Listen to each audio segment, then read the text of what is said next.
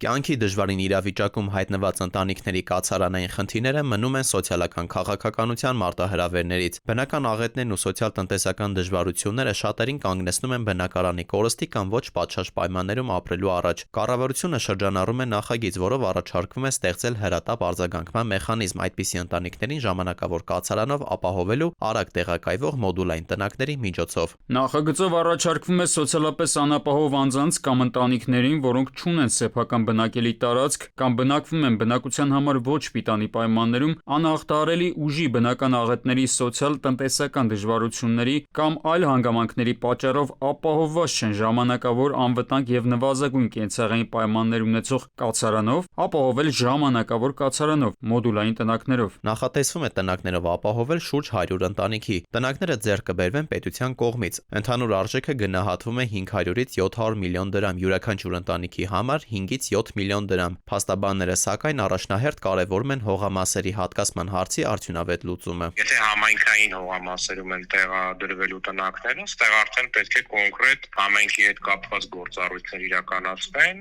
եւ վերջիվերջո նաեւ ժամկետների առումով պետք է հստակ սահմանվի ինչ ժամկետով են տեղադրվում։ Մասնագետների կարծիքով գործընթացը ժամանակատար եւ ծավալուն է, ընդգծում է շահառուների իրավունքների պաշտպանության անհրաժեշտությունը, կարևորելով հստակ մեխանիզմներ բնակեցման ժամկետների եւ դուրսբերման պայմանների համար։ Միաժամանակ նշում են, որ պետությունը գնումների գործընթացում պետք է առաջնորդվի գների հիմնավորվածությամբ։ Տվյալ շահառուները պետք է գիտակցեն, որ դա կարող է ցմահ չլինել կամ առնվազն շատ երկար ժամկետով չլինել։ Պետությունը ցանկացած ապրանք եւ ծառայություն ձեռք բերելիս պետք է բնականաբար առաջնորդվի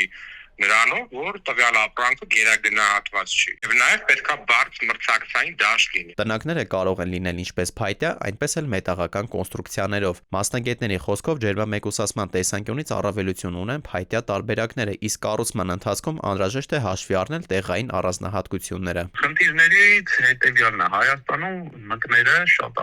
են կրծողները, ու դրան լուծում կա։ Եթե կարիք է լինում օդի մեջ կառուցենք տունը, շատ խիտ հետ կա, ամբողջ անկյունները փակում են, քանի որ մկները կարան անկյունից մենակ տների մտնեն։ Թեև նախագիծը միտված է արագ լուծում տալ կացարանային խնդիրներին, սակայն դրա արդյունավետությունը ըստ մասնագետների մեծապես կախված է իրավական կարգավորումներից, թափանցիկ գնումներից եւ տեղային պայմաններին համապատասխանող կառուցողական լուծումներից։